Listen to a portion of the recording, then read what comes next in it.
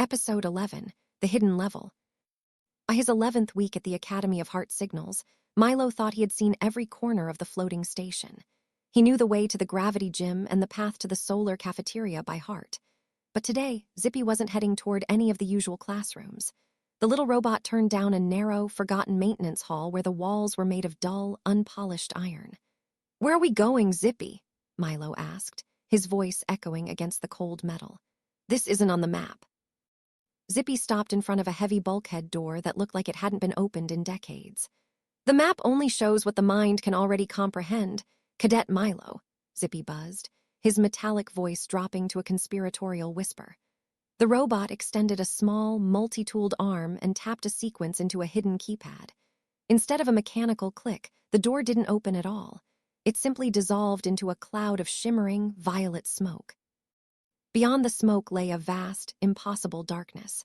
There were no walls, no ceiling, and no floor, only a bottomless void that looked like the very edge of the universe. Floating in the center of this emptiness was a staircase made of pure, pulsing light. Each step was a slab of translucent sapphire, hovering without support and winding upward into the deep gloom.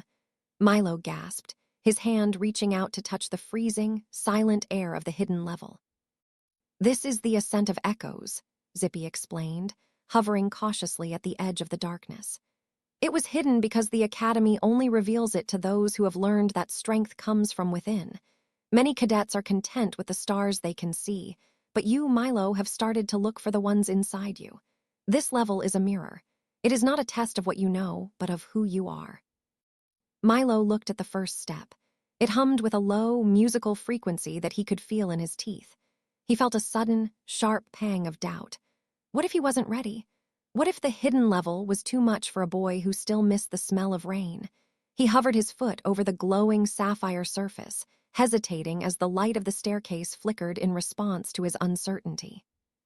Taking a deep breath, Milo let his foot fall. The moment his soul touched the glowing surface, the silence shattered. A sound like 1,000 crystal bells rang out, and the darkness around him began to warp. The void didn't just brighten, it folded.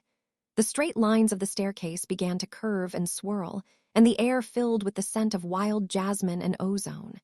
Milo gripped his knees, feeling the very fabric of reality begin to stretch. From the doorway, Zippy watched as his friend began to fade into the shifting colors. The robot's lenses whirred as he recorded the data, but he knew he couldn't follow yet. The hidden level was a solitary journey. "Keep your heart steady, Milo," Zippy called out, his voice sounding thin and distant as the space between them expanded by millions of miles in a single heartbeat. The spinning stopped as suddenly as it had begun. Milo found himself standing on a wide platform made of polished glass, but he wasn't in the void anymore. He was in a forest where the trees were made of frozen lightning and the leaves were translucent pages of books. Above him, 3 moons of different colors hung in a lavender sky. This was the hidden level, a realm where thoughts took physical form. Milo looked ahead.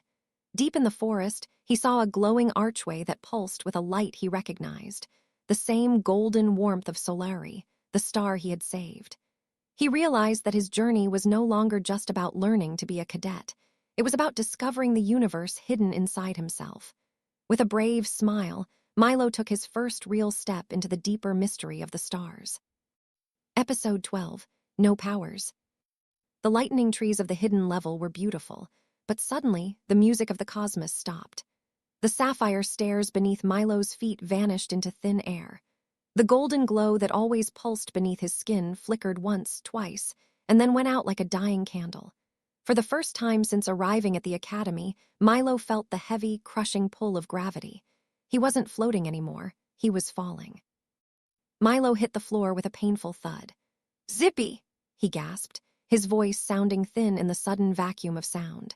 He scrambled toward his robot companion, but Zippy wasn't hovering. The little robot lay tilted on the cold ground, his yellow eye lenses fading into a hollow, empty black. The constant, comforting buzz of Zippy's voice had been replaced by a silence so deep it made Milo's ears ring. Milo tried to concentrate. He closed his eyes and reached for the warmth in his chest, the spark that usually allowed him to lift off the ground or light up a dark room. He strained until his muscles shook, but there was nothing. He was just a boy in a dark hallway. The magic was gone. He felt small, heavy, and terribly alone in the vastness of the space station. "Who are you now, cadet?" a voice whispered. It didn't come from Zippy, and it didn't come from the walls. It echoed inside Milo's own head, cold and sharp.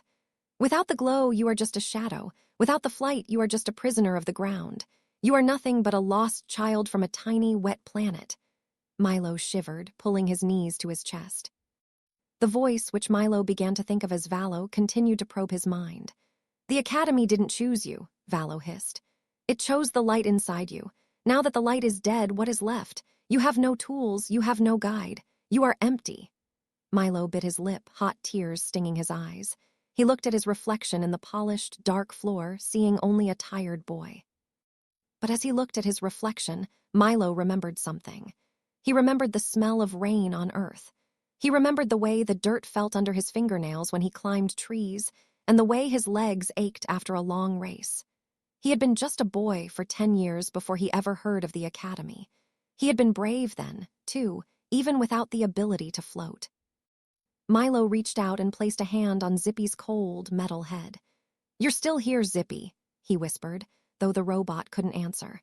"And I'm still here. I'm Milo. I'm the kid who fixed his own bicycle. I'm the kid who isn't afraid of the dark." He realized that his friendship with Zippy hadn't been about magic or data, it was about the adventures they shared. The voice of Valo grew louder, a roar of doubt. "You cannot move, you are bound by gravity." Milo ignored the voice. He planted his feet firmly on the ground. They felt heavy, yes, but they felt solid. He pushed himself up, his muscles straining against the weight of his own body. He stood tall, his back straight, even though he couldn't hover an inch off the floor. "Steady, beacon." Milo reached down and picked up Zippy, cradling the silent robot in his arms. He couldn't fly to the exit, so he began to walk. Each step was loud and heavy, but it was his own. Far down the hall, a small light flickered, not a magical sapphire light, but a simple. "Steady, one." Milo smiled. He was a human boy in a galaxy of wonders, and that was more than enough. Episode 13, The Return of the Shadow. The industrial corridor felt endless. Milo's boots clicked against the metal floor, a steady rhythm that was the only sound in the suffocating quiet. He held Zippy close to his chest. The robot was heavy, a reminder that without his powers, everything was harder. But Milo didn't stop.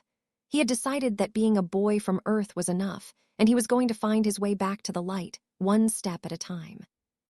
Suddenly, the air grew thick and icy. The floor beneath Milo's feet began to ripple like a dark pond. From the ground, a familiar shape began to rise. It was Valo, the personified shadow of Milo's own doubt. But this wasn't the small, whispering Valo from before. This shadow was massive, stretching up toward the ceiling, its form shifting like black smoke in a gale. It towered over Milo, blocking the entire path forward. Milo squeezed Zippy's cold frame. He could feel his heart hammering against his ribs, a frantic bird trapped in a cage. "Still here?" Valo's voice boomed, vibrating in Milo's very bones.